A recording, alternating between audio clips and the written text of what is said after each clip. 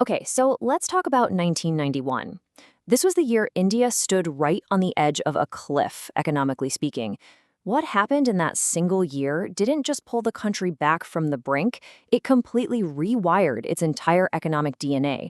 We're about to dive into this incredible story of crisis, radical change, and a legacy that honestly people are still debating today. So you have to ask, right? How on earth did one year cause such a massive seismic shift? Well, to really get the revolution, you first have to understand the crisis, a moment when India was pushed to the absolute limit. Look at this number, 14. That's it. By 1991, India had just 14 days of foreign exchange reserves left. I mean, think about that.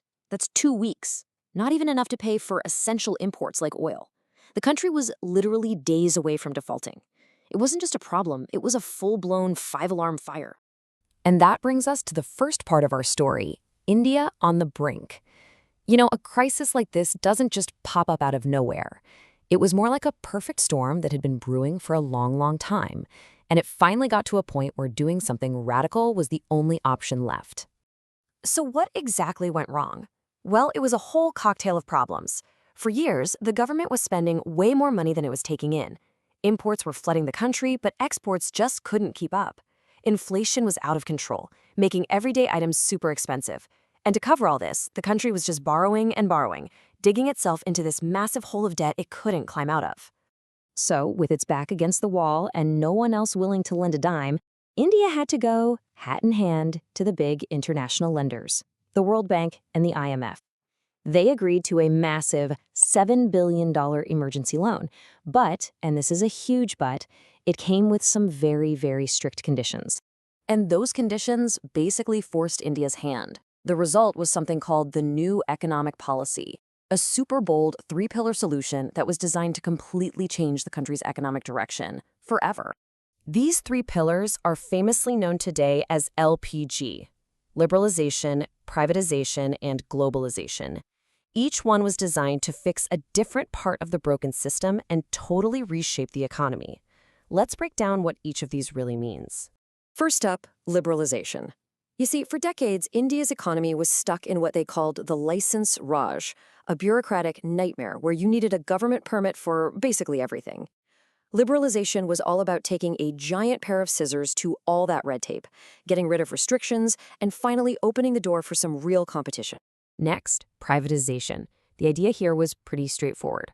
The government would start selling off its ownership in a bunch of clunky, inefficient state-run companies.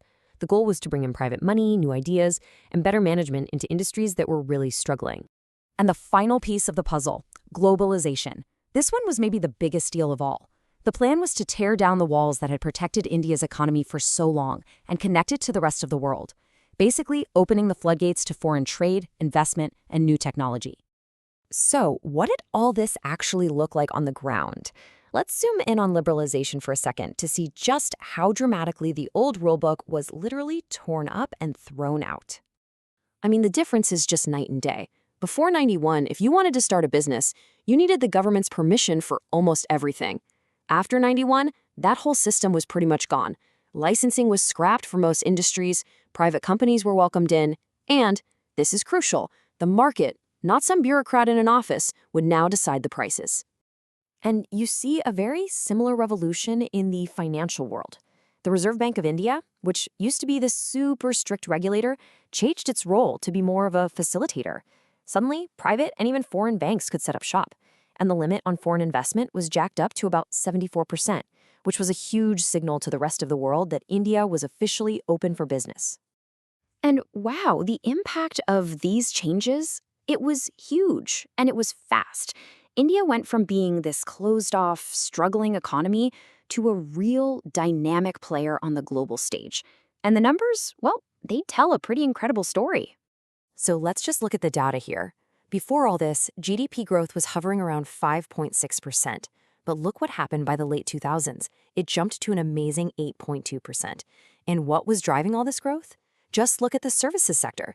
It absolutely exploded, going from under 7% to a whopping 10% growth. And then there's the foreign investment. The floodgates didn't just open, they were blown right off their hinges. In 1990, India was getting about $100 million in foreign investment. Fast forward to 2017, that number ballooned to over $30 billion. That's just a mind-boggling amount of capital, technology, and jobs pouring into the country. So the results were pretty clear to see. The economy stabilized. Those dangerously low foreign reserves, they swelled from just $6 billion in 1991 to over $400 billion.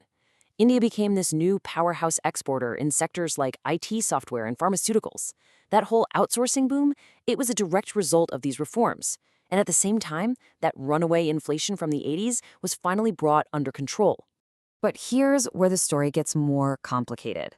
Was all this growth a success for everybody? Well, no.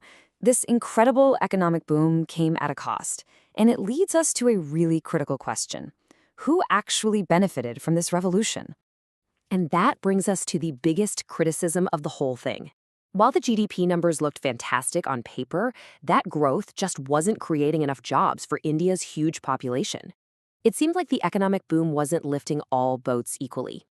And when you look closer, you see a more troubling picture. Agriculture, which employed most of the country, actually suffered. Public investment dried up, subsidies were cut, and local farmers suddenly had to compete with cheap imports.